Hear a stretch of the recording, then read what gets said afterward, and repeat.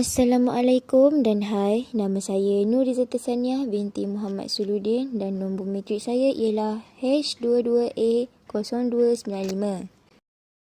Saya memilih Muzium Negeri Terengganu sebagai tajuk tugasan saya pada kali ini. Seperti mana yang diketahui, Muzium Negeri Terengganu antara yang terbesar di Asia. Pada peringkat awal, muzium ini hanya ditempatkan di sudut bekas pejabat setiausaha kerajaan negeri di atas Bukit Cik Long di Jalan Cerong Lanjut, Kuala Terengganu.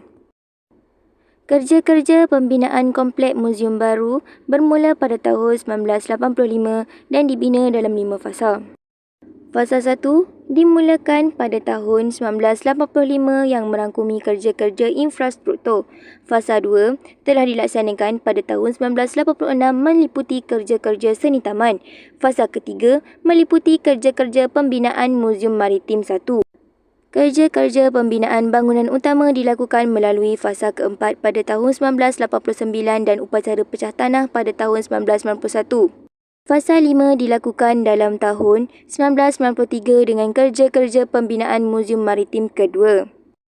Untuk analisis 4P, produk utama ialah Muzium Negeri Terengganu. Tiket masuk ke Muzium Negeri Terengganu terbahagi kepada dua, iaitu untuk warga negara dan pelancong asing.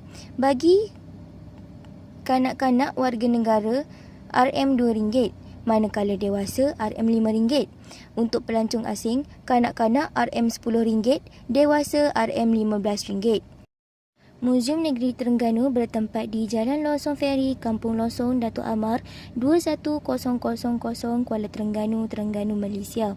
Manakala promosi dilakukan melalui website utama portal Muzium Negeri Terengganu dan juga di media sosial seperti Instagram Muzium Terengganu. Kelebihan Muzium Negeri Terengganu terbahagi kepada dua, iaitu penceritaan dan pendidikan. Penceritaan ialah keupayaan menceritakan kisah yang menarik orang ramai, manakala pendidikan adalah keupayaan mereka untuk mendidik orang ramai. Selama bertahun-tahun, mereka telah dianggap sebagai elemen berharga dalam kurikulum sekolah. Harapan saya yang pertama ialah melahirkan modal insan yang tidak buta sejarah. Yang kedua, dapat meluaskan rangkaian perhubungan dengan negara luar. Dan yang ketiga, memberi galakan kepada anak muda yang suka meneroka dunia.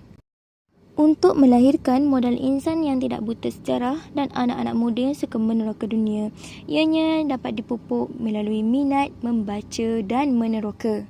Kesimpulannya, pada akhir kajian ini membuktikan bahawa muzium merupakan bangunan yang menyimpan pelbagai warisan sejarah dan budaya bangsa bagi sesebuah negara. Muzium juga dijadikan tempat menyimpan artifak-artifak lama.